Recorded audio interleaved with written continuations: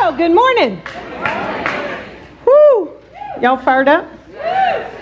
Well, see, life and all this thing called energy in the universe, it has many facets to it, doesn't it? We just went up.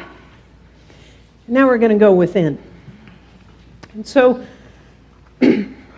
as we all catch a breath, I'm going to invite us to take a breath.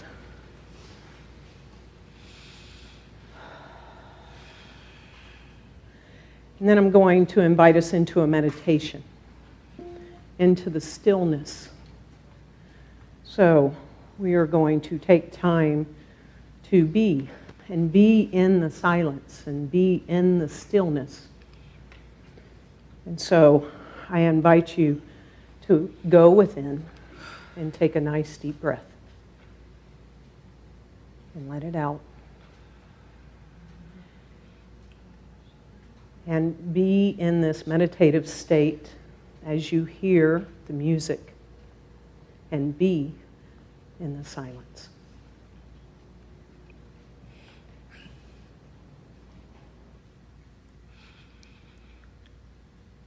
In the silence there is peace.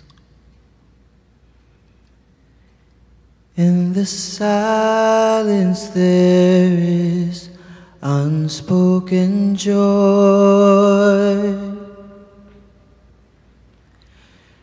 In the silence there's release from a world full of chaos and noise.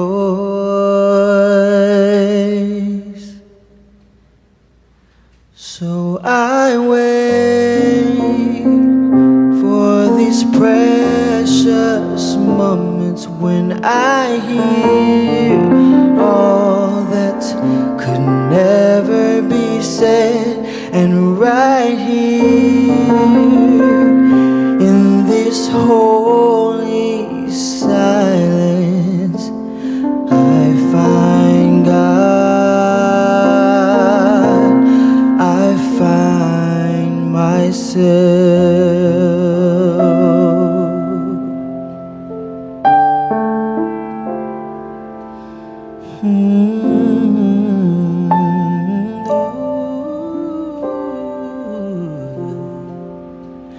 In the silence there is peace. In the silence there is unspoken joy. In the silence there's release from a world full of chaos and noise. So I wait for these precious moments when I hear all that I could never say, when right here in this holy silence I find God, I find myself,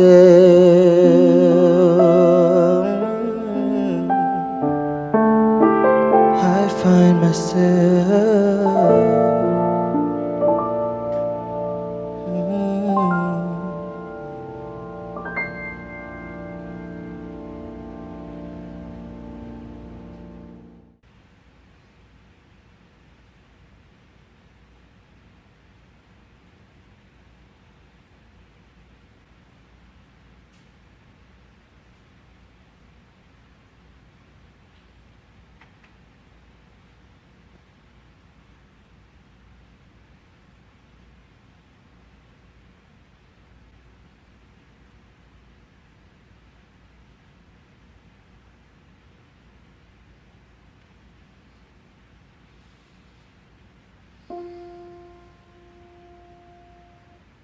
So I wait for these precious moments when I hear all that could never be said. And right here in this holy silence, I find God, I find myself.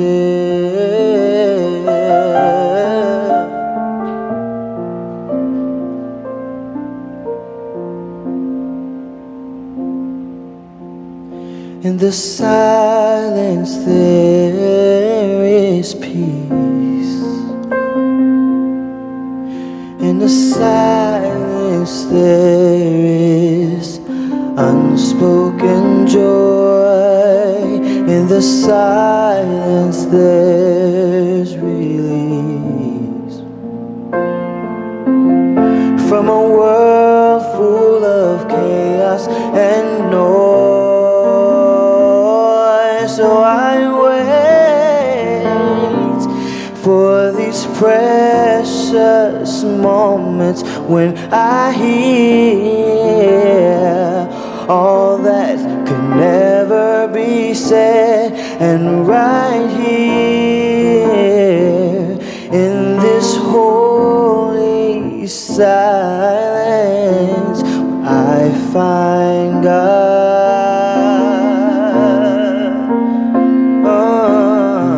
When I find God,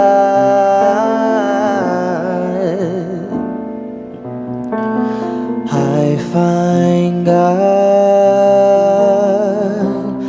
I find myself.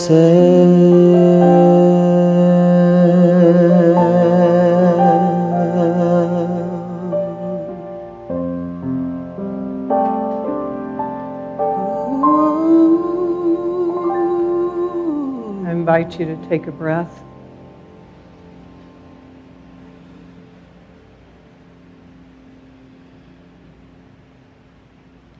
As you're ready, come back into the space.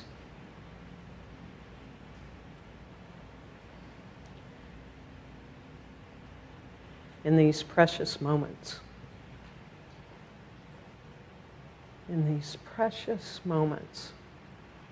silence, I find God, I find myself.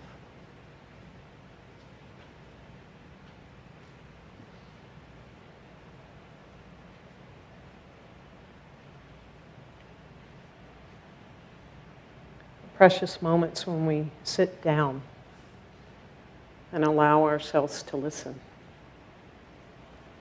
Listen from that place within. Listen from that infinite source.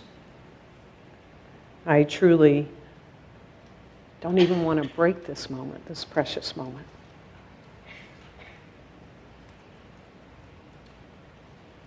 So today we're continuing on this topic of Bliss Upon. And we are going to look at and explore 2 receptive spiritual practices. We have 2 that are receptive. We have 1 that's directive. We'll look into that next week. And then we have 2 that are collective. We'll end the month in the collective. And so this morning we're talking about meditation and visioning, the receptive practice where we receive, where we be still and we know and we receive. And so we draw in and we tap into and we listen to the universe, that universe within our own soul. Ernest Holmes tells us that life gives us tools. We have all the tools we could ever want already within us. Life gives us these tools, but we've got to use them. It's like any tool.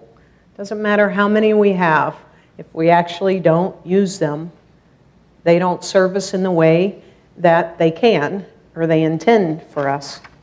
So he tells us that life gives us tools, but we have to use them. It is from the mountaintop of spiritual communion that we receive the inspiration, and we must keep the channel free and clear. Got to keep it free and clear.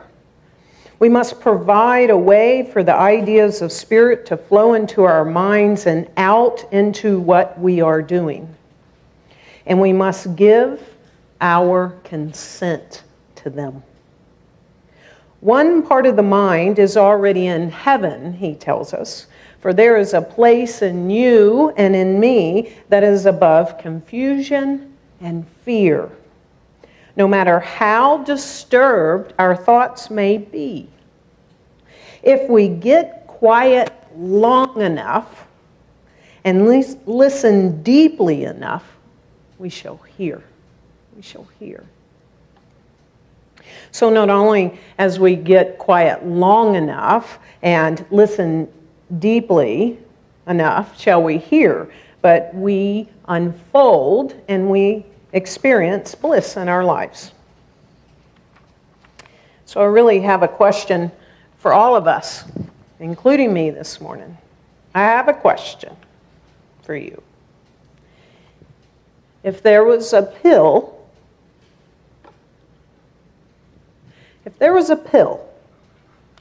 that you could take every single day, and if you were told and you believe that by taking this pill every single day, you are guaranteed bliss, would you take this pill?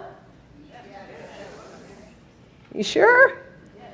Yes, you'd take this pill. Great. So, it's guaranteed to give you bliss. And not only is this pill that you take, you have to take it every day without fail, but not only is it guaranteed to give you bliss, but on top of that, it's going to give you greater energy, zest, peace, joy. It's going to increase your immune system, healing ability and resistance to disease. It's going to increase the oxygen to your cells. It's going to lower blood pressure. It's going to decrease stress, right? It's going to give you a greater perspective in your life. It's going to give you a calmer attitude. It's going to increase pleasure. It's going to increase awareness, improve your memory, increase the ability to concentrate or focus. This pill is going to improve your coordination and decrease the need for sleep. It's going to allow you to have better digestion, slow the aging process, increase happiness, increase self-discipline, and on top of all that, this pill is going to lead to spiritual growth.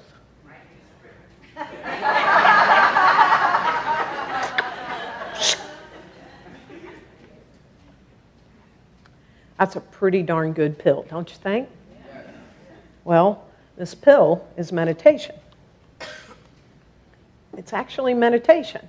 Now, that's just a few of the things in addition to spiritual growth and in the silence, finding oneself, all of these other things that I mentioned. Supposedly there's 141 benefits. I just didn't read them all. And, I'll tell you a little bit more on some of them, just a few of them. Stress. It appears that it's up in our lives more and more and more. So meditation reduces stress. Researchers say that meditation allows people to take charge of their own nervous systems and emotions. And studies have shown that it improves the ability, and I love this, improves the ability to permanently regulate emotions in the brain. Meditation improves concentration. The researchers say that it's been linked to a number of things that lead to the increased ability to focus, increase in memory, and researchers have seen this at the level of the brain. Greater concentration is related to increased energy that meditation provides. And so they say that it actually connects you to your source energy place. That sounds like us. Okay, it also increases happiness. Meditation, they say, puts you on a fast track to be happy. Studies have shown that brain signaling increases in the left side of the prefrontal cortex, which is responsible for the positive emotions.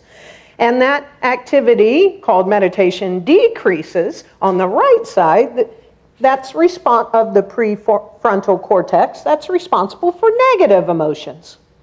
So it increases the positive ones and decreases the negative ones. That's the directions we want, right? Other benefits of meditation, the researchers say, includes self-awareness and acceptance. And it contributes to our overall well-being. It slows the aging process, they tell us. Elizabeth Hodge, a Harvard researcher, did a study that shows that meditators also have longer telomeres. These are these caps on the chromosomes that are indicative of our biological age. Not chronological, but biological. So it increases, it makes them longer, these telomeres. Look that up. You'll find all about telomeres if you want to. But basically, they don't really say that meditation will help you to live longer. She doesn't go that far. She thinks that might be a stretch. But how would you like to look younger and feel younger? I know, you want the script. It says that if you practice meditation, it benefits all the cardiovascular system and improves our health, our immune system. So meditation induces relaxation, which they say, the researchers say, which increases the compound nitric oxide that causes blood vessels to open up and subsequently our blood pressure to drop. I bet our blood pressure went down a few points a minute ago. And so one study showed that of 40 to 60 people with high blood pressure, by starting to meditate, they actually went off their blood pressure meds. And it improves our immune system. The researchers themselves have said that once they started to meditate, that they find that they're just not sick anymore. So it begs the question, do we want to take this pill every day? Are we willing to ensure that we meditate every day? Now, the good news is when we do and meditate every day, it improves our self-discipline. So the more self-discipline we have, the more likely we are to meditate. The more self-discipline we have, the more likely we are to do spiritual mind treatment or affirmative prayer or all of our other spiritual practices that we talk about. So it's pretty good stuff, don't you think? This thing called meditation? Yeah. So Ernest Holmes jumps into this and he says, be still and know. He tells us that this amount of time is of great value in one's practical life, for it is here that we join the ideal with the real.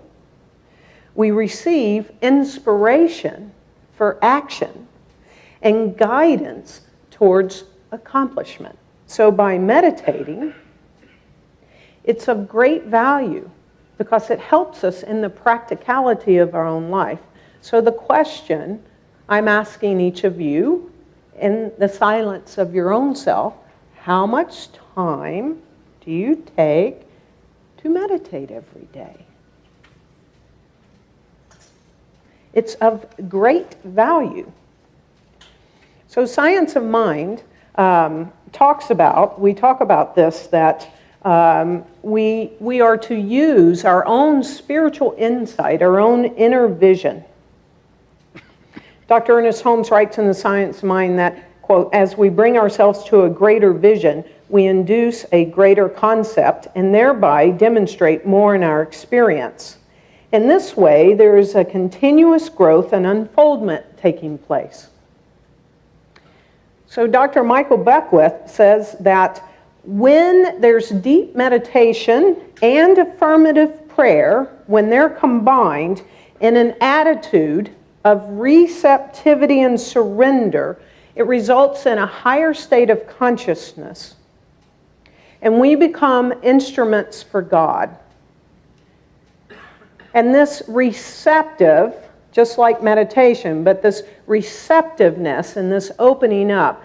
He calls this, and came up with this new tool, this new technology, he calls this visioning, which is the second receptive practice that we teach, spiritual practice that we teach here at CSLDallas.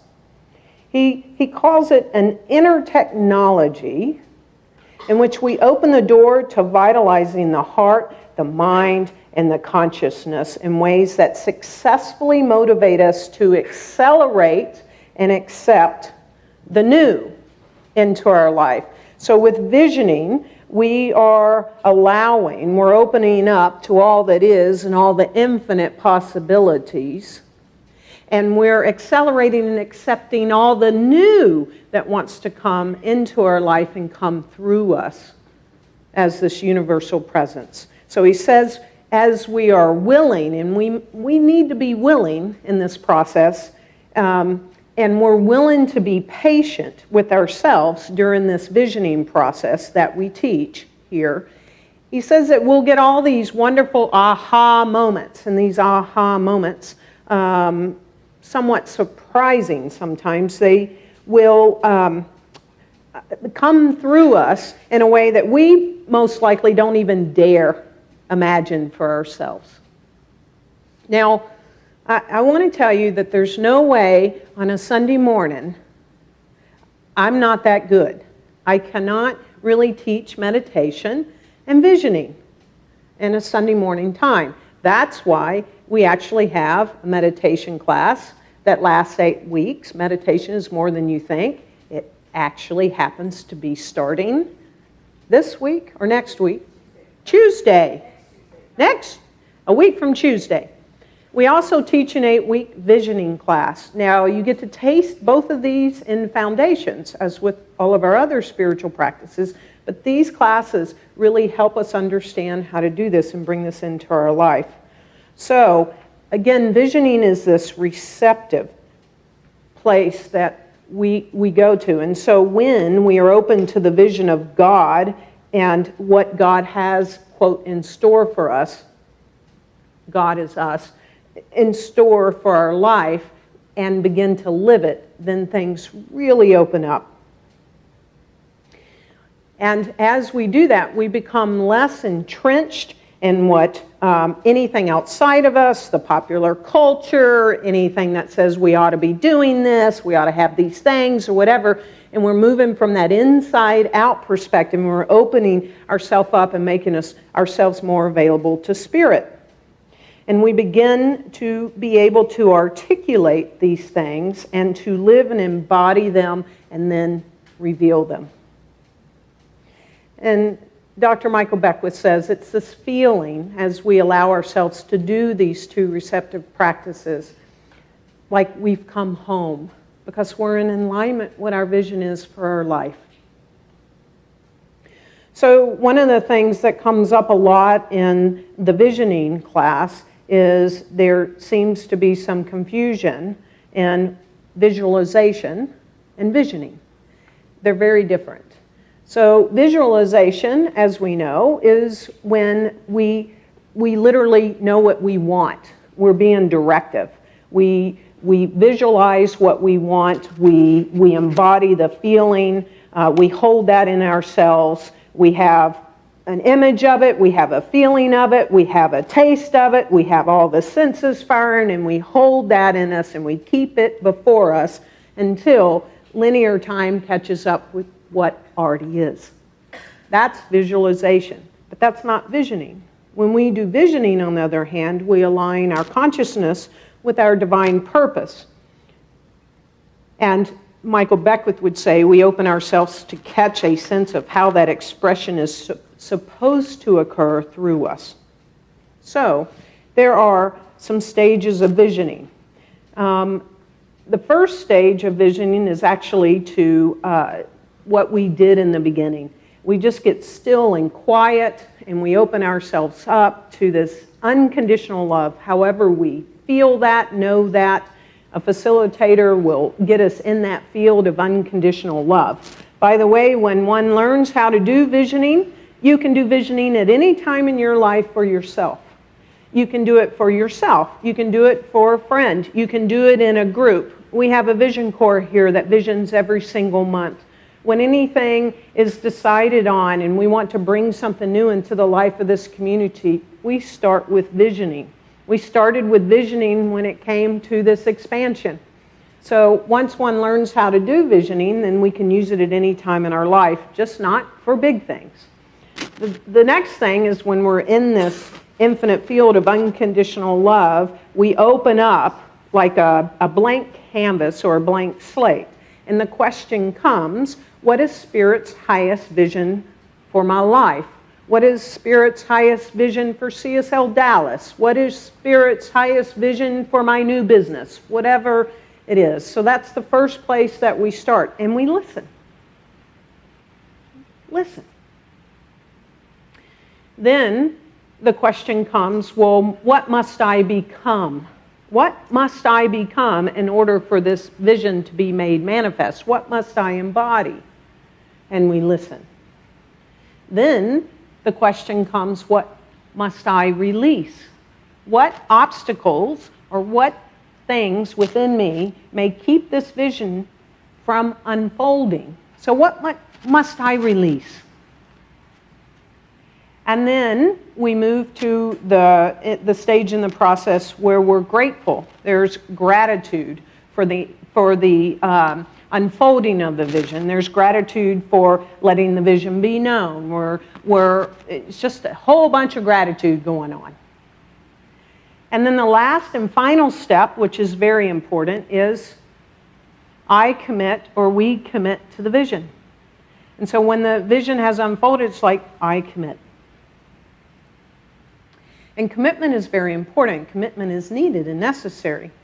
And so in these two receptive practices that we're talking about today, meditation and visioning, we still need discipline.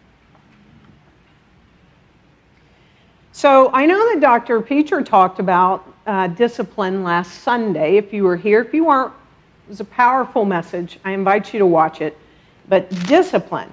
And Dr. Michael Beckwith chimes in on this too, and it's what set the tone for our theme this month. And he says, discipline is greatly misunderstood. It's been given a bad rap. Somehow self-discipline and self-control, he says, has become synonymous, which actually isn't accurate at all. Control involves the fearful ego that doesn't want its image tarnished, so it outwardly expresses a particular set of protective behaviors. And discipline, on the other hand, applies discernment to the life choices we make and allows us to change direction in mid-course if required. So control, he says, is a form of mental bondage, whereas discipline is a form of freedom. Discipline is a form of freedom. And so it's not freedom to have license to do anything you want, but it's freedom. He says discipline is like a disciplined mind is open to the influx of inner guidance and puts it into action. So when we open to this inner guidance and put it into action, then we are able to unfold our life even more so. And then finally, Michael Beckwith says, when it comes to our spiritual practices, discipline is the willingness to do what it takes to wake up, because enlightened living is our priority in our life. So the first question is, even before we get to the pill, is enlightened living a priority in our life? And so, because it's a priority, we do whatever it takes to wake up to that. He says discipline may take us beyond our comfort zone and require us to, as Howard Thurman says, give over the vital nerve center of consent. to develop in ways we previously resisted or hadn't even considered. And so he says, when applied to visioning, discipline is what keeps us in our seat when we want to look away or even run away from what's being revealed to us about us. And this discipline, he says, ultimately becomes Bliss Upon. So ultimately, if we stick with it, this discipline becomes Bliss Upon. So we go back to Ernest Holmes saying life gives us tools, but we have to use them. If we don't use the spiritual tools that we have and have been given to us, it does us no good. We've got to use them. And as we use them, and we use them every day, and we commit, you got the prescription already. As you commit to doing it every day, and you decide to be still and know, I am.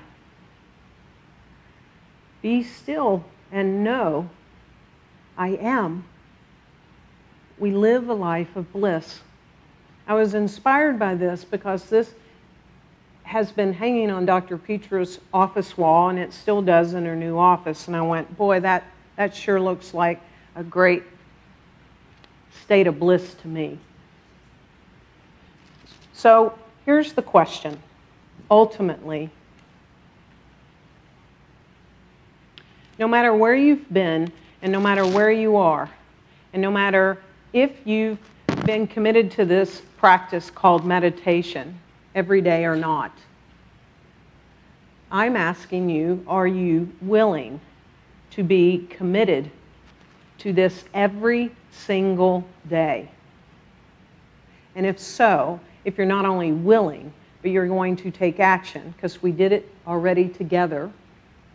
We've already done it for today. We took our pill. But if you are committed to doing this from this point on, every single day for your own spiritual growth, not to mention the 141 benefits that come with it, and you want to, I invite you to stand up. You see, I needed this talk just as much as maybe you did.